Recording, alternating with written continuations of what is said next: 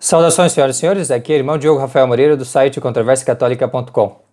Nesta lição de Catecismo da Doutrina Cristã, o nosso tema é o sexto e o nono mandamento da Lei de Deus. É um tema bastante importante, desperta o interesse de muita gente e muitas pessoas aparecem para mim com dúvidas sobre essas questões. Há muito tempo eu queria gravar esta conferência sobre o sexto e o nono mandamento. Tive que me conter o que podia, porque preferi manter a ordem dos mandamentos e explicar um de cada vez. Porém, chegou, enfim, o momento de falar sobre o sexto mandamento. Como de costume, nesses mandamentos sobre o próximo, nós vamos proceder com certo detalhamento e certas direções bastante precisas. Não vamos ser prolixos, eu prometo, mas sim vamos entrar em algumas minúcias, porque as pessoas sempre têm dúvidas sobre essa questão. Agora, sempre entendendo também, tá? E esse é um ponto que eu já quero colocar para os possíveis comentários, sempre com muito pudor, sempre evitando entrar naquelas coisas que, como diz São Paulo, entre cristãos não se nomeiam. Tá? Então ter certa prudência na linguagem. Então vocês vão ver que nós vamos falar de coisas genéricas, porque sabemos que, embora se deva dar orientações precisas e dizer o que é certo e o que é errado, há certas coisas que são somente para o confessionário, tá bem? Apenas para o confessionário. E mesmo nisso, sempre dentro do pudor, é necessário, está bem? Então, nós vamos ter essa cautela também, que é o que nos pedem, né, os grandes mestres da doutrina cristã. O sexto mandamento é não pecar contra a castidade. Ele nos proíbe qualquer ação, olhar ou palavra que atentem contra a castidade ou a fidelidade no matrimônio. Esse sexto mandamento, ele quer a defesa da vida também. No quinto, se fala para não atentar contra a vida do próximo, que é o maior bem do próximo. No quarto, o devido respeito àqueles que nos dão a vida. E nesse sexto, aquela instituição na qual deve se originar a vida, que é a instituição familiar. A sociedade que se forma com o matrimônio, que para nós cristãos também é sacramento. Para mais informações sobre isso, veja a aula sobre o sacramento do matrimônio. Mas a importância da família é tão grande que aqui é feito este mandamento para proteger a santidade da família. Tá bem? Então, o sexto mandamento, não pecar contra a castidade, tem em vista evitar crimes, pecados que vão contra a família. O nono mandamento é não cobiçar a mulher do próximo. O nono mandamento proíbe expressamente todo desejo contrário à fidelidade que os cônjuges juraram um ao outro ao contrair matrimônio. E proíbe também todo o pensamento culpável ou desejo de ação proibida pelo sexto mandamento.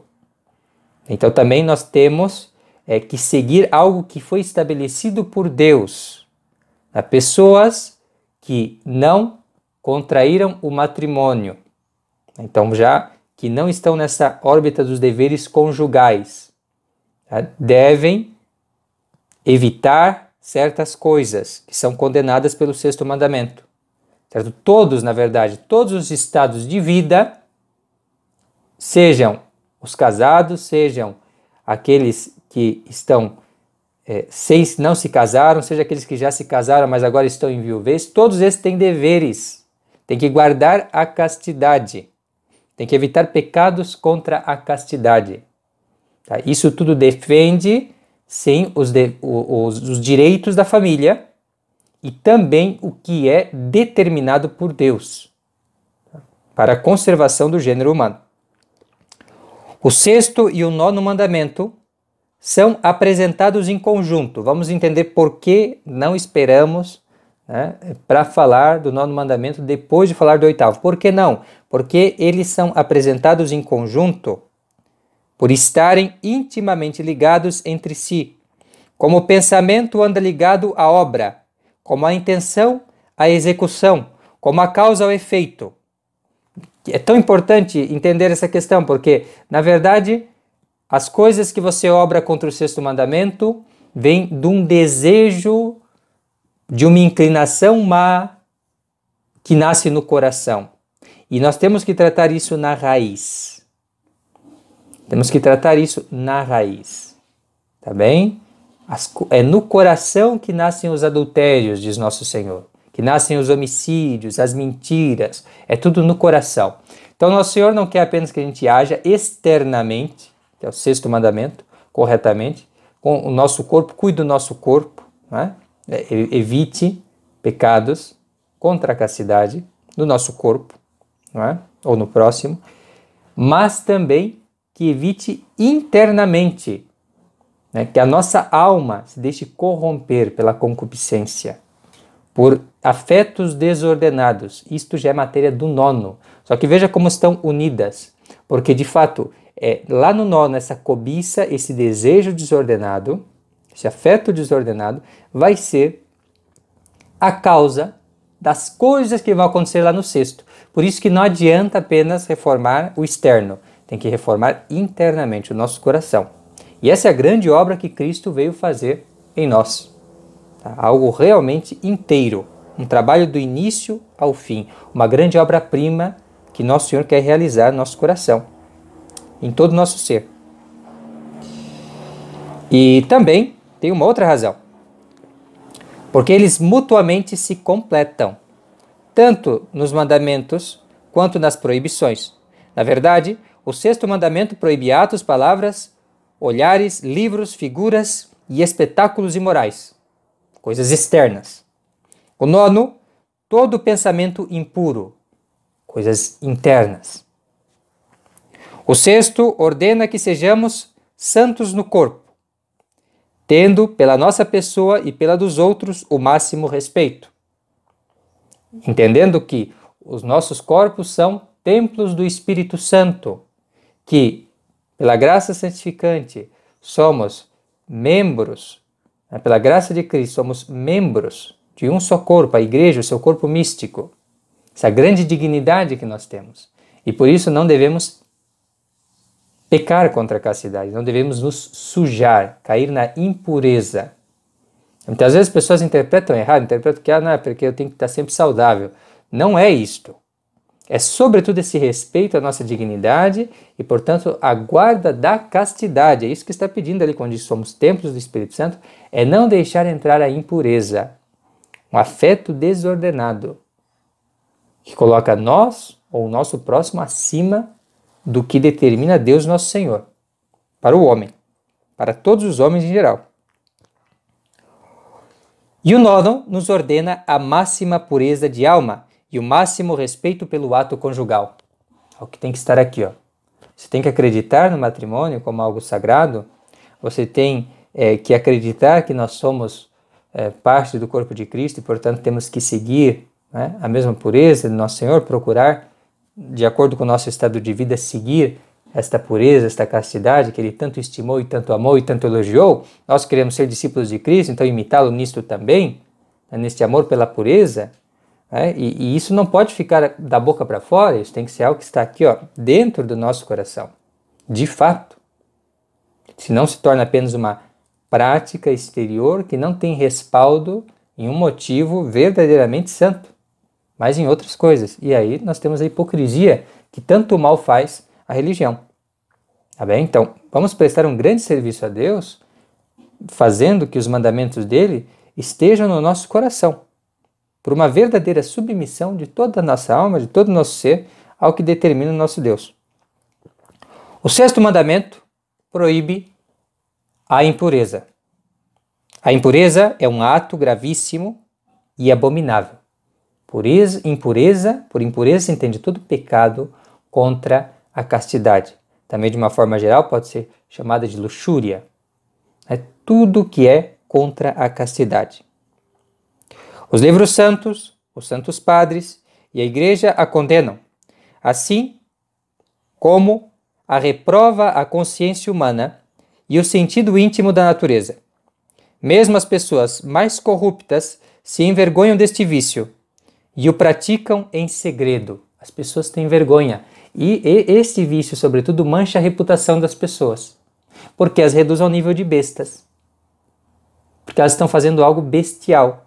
Porque elas estão fazendo algo que não condiz com a nossa natureza racional, que entende que, né, o ato de união carnal entre o homem e a mulher, ele foi ordenado para a reprodução, mediante um contrato também, que é o matrimônio. Há um certo lugar para isso, há uma certa ordem para isso, há um certo tempo para isso, não é? Que se conforma ao que Deus determinou e ao que a razão mesmo indica, e por isso o remorso. Porque a pessoa que está fazendo isso, ela está destruindo essa disposição de Deus, está sendo um perturbador da ordem divina. Não é? E está se rebaixando ao nível de uma besta que não sabe se controlar e não entende como as coisas devem ser. Que é uma coisa óbvia, na verdade, que na verdade ela entende, mas não faz assim. Por quê? Porque se deixa arrastar. Vai como que um escravo que é arrastado por outro. Aí quem é esse outro? O demônio. A causa mais remota é o demônio. Então é um mero escravo, está ali como escravo, está como menos do que um homem. É algo menos. E isso é algo que mancha. Né? Não se pode levar a sério uma pessoa assim. E aí, claro, a pessoa esconde. Mesmo os ímpios, as pessoas que não professam religião, que não conseguem isso, ainda fazem em segredo.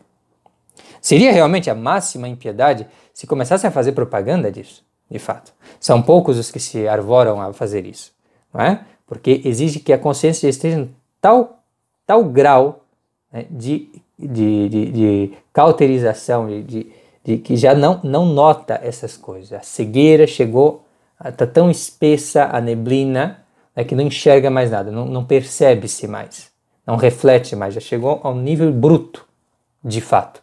Né? Mas a maior parte das pessoas, mesmo os ímpios, percebem essas coisas. Então, veja como é algo que está contra a nossa natureza, como é algo censurável e como não tem, de fato, justificativa para isso. Por isso que todo pecado contra o sexto e o nono mandamento são graves. Todo. Certo? São graves. Sobretudo as obras, sobretudo quando se exterioriza, né?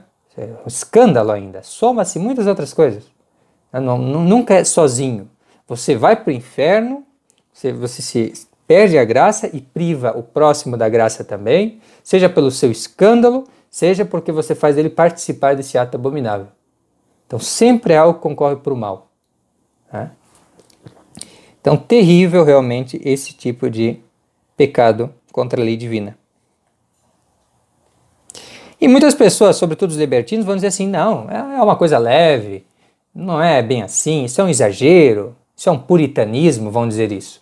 Mas isso tudo é coisa que vem no coração realmente já cauterizado, um coração que já não ouve os apelos da consciência do Espírito Santo.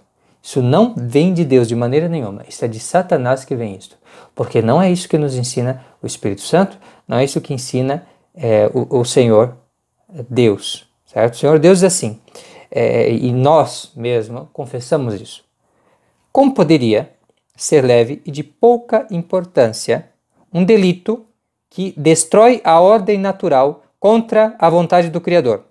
Um delito que viola as leis mais sagradas, que presidem a conservação do gênero humano? Como? Como que isso poderia ser leve? Por isso o apóstolo escreve aos Coríntios: não vos enganeis, nem os fornicadores, nem os adúlteros, nem os efeminados hão de possuir o reino de Deus. As pessoas que praticam a impureza estão fora do céu, não entrarão no céu. Se não se arrependerem, se não fazerem penitência, vão se perder. E a gente sabe que a maior parte das pessoas se perdem por esse vício. Isso é bastante grave, é hora de acabar com isso. Vamos acabar com isso. Que esta lição de catecismo sirva para você, se for para servir para alguma coisa, para parar com isso. Chega de impureza. Tá? Isso tem consequências tão horríveis. Nós vamos falar sobre isso ainda nesta aula. Tá bem? Vamos falar sobre as consequências. Muitos você vai perceber, tá? Ou em si, ou alguma pessoa que você saiba que tenha problemas com isso, tá? Que seja público, você vai perceber essas coisas. Tá? E por isso, cuidado com a impureza. a transgressão deste mandamento. Não é leve, não. O dilúvio universal que destruiu todo o gênero humano, à exceção de Noé e sua família.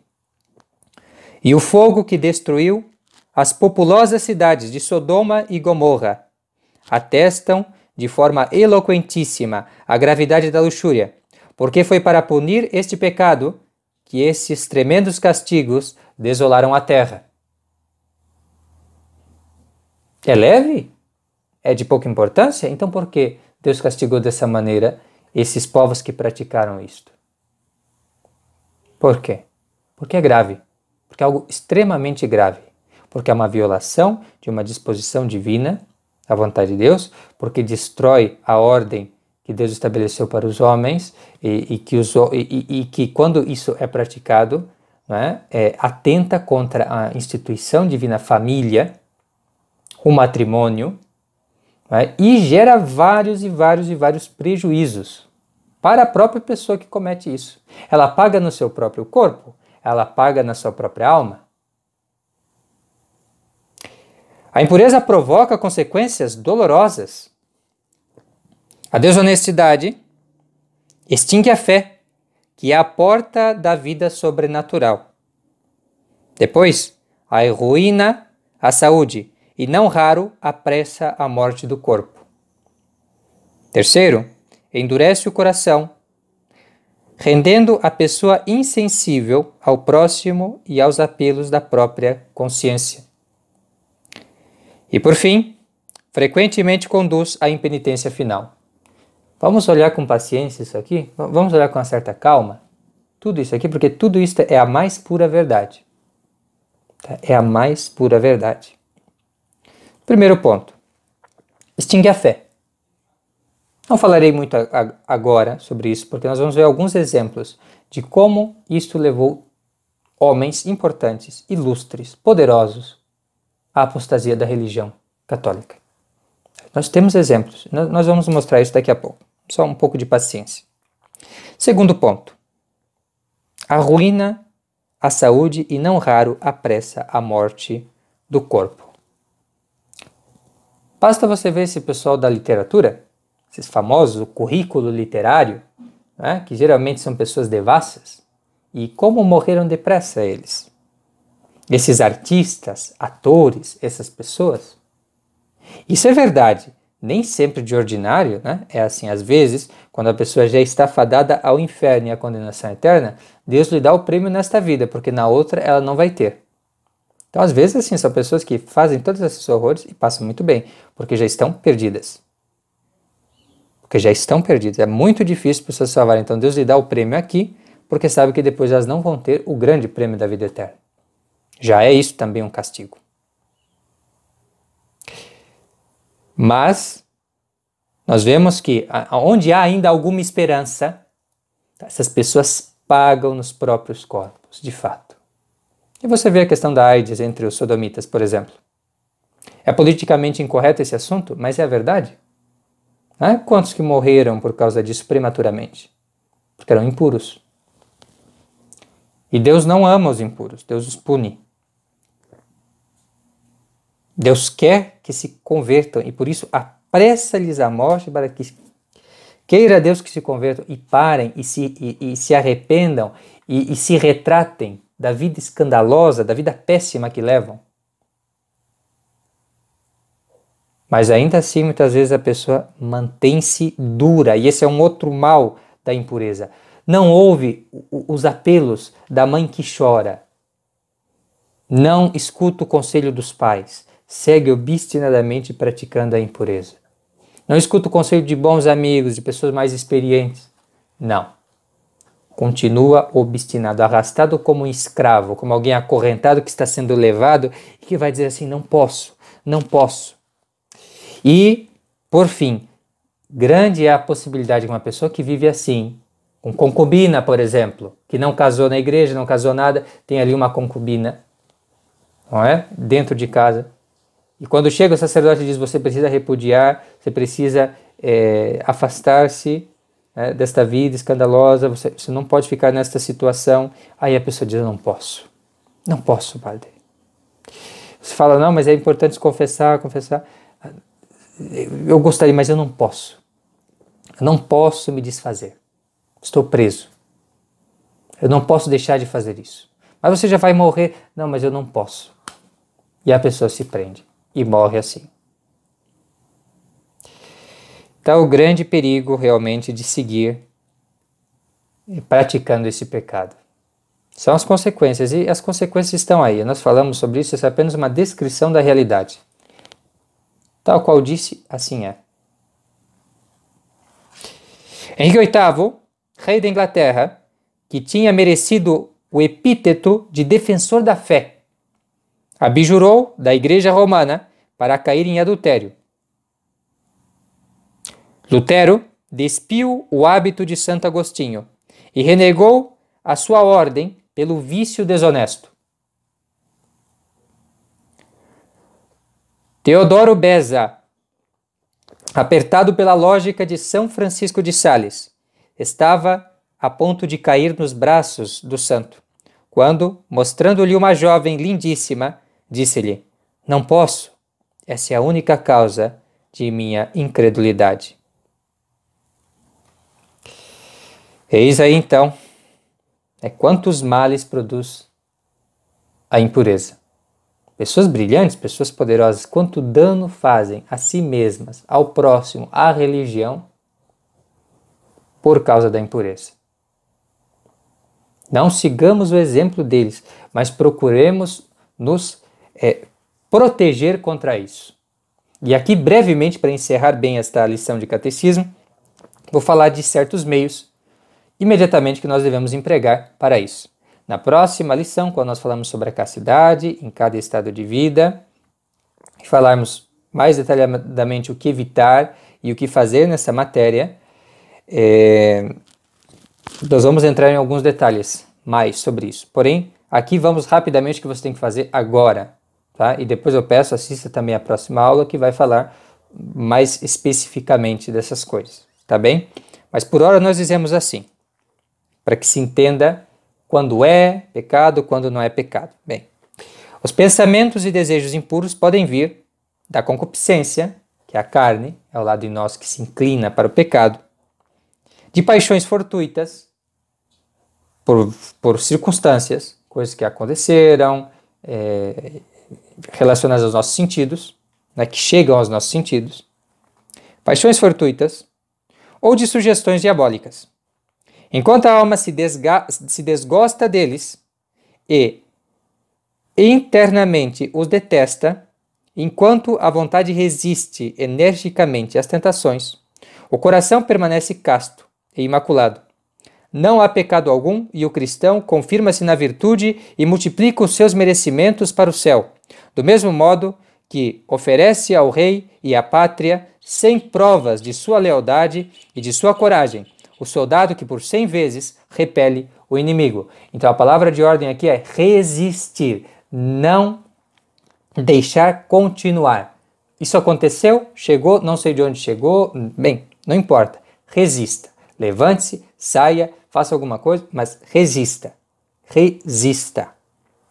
Primeira coisa a fazer, resistir, não gostar, não se comprazer com isso. Não, entender que é errado e sair fora. Primeiro ponto é isso aqui, tá? Por isso que aqueles que não resistem, aí neles você de fato tem quem é culpável. São, porém, culpáveis os pensamentos e desejos impuros quando a vontade toma parte neles e neles se deleita. Quando em vez de você resistir, você se deleita no pecado, certo? Quando você para ali. Ele foi proposto ou de alguma forma chegou ali, bem, e você continua. Isso começa, o que foi uma isca, começa a ser algo que você está fazendo. Começa a ser um ato seu, que você tomou para si. Então, aí já tem pecado. Por isso, ao aproximar-se o inimigo, faça-se logo a devida resistência, com coragem, pela honra de Deus e pela dignidade e salvação da alma. Não dialogue com o pecado. Você sempre perde. Não dialogue com o diabo. porque ele se serve justamente dessas ocasiões para te puxar para si. Lembre-se que com fogo não se brinca. As tentações sensuais são uma chama terrível assoprada com arte finíssima pelo espírito do mal. Por fim, no meio da luta, haja plena confiança em Deus, recorrendo a Ele com fervorosas preces, assim como os meninos correm aos braços dos pais, ou pelo menos gritam, pedindo seu socorro quando avistam um lobo. Entender que nós não somos capazes de vencer essas tentações. Isso é muito importante. Não ter um alto conceito de si, mas entender que de fato nós somos fracos e que nós precisamos da graça de Deus. Precisamos que Ele nos ajude. Por isso, invocar a Deus. Nós vamos ver na próxima lição um pouco mais detalhado o que nós devemos evitar para que essas situações aconteçam, né? E depois, quando acontece, o que nós devemos fazer para repeli-las o mais depressa possível. Tá? E para que, na verdade, a gente se proteja, né? Revestidos da graça de Deus como um escudo que fica à nossa volta, e quando chega o inimigo a gente já se protege contra as setas que ele lança, as setas da impureza. Tá bem? Então, para estar bem protegido. Nós vamos continuar então na próxima aula tratando desse tema muito importante. Então eu peço a sua atenção, conto com a sua participação. Muito obrigado pela atenção. Fique com Deus, até mais. Tchau, tchau.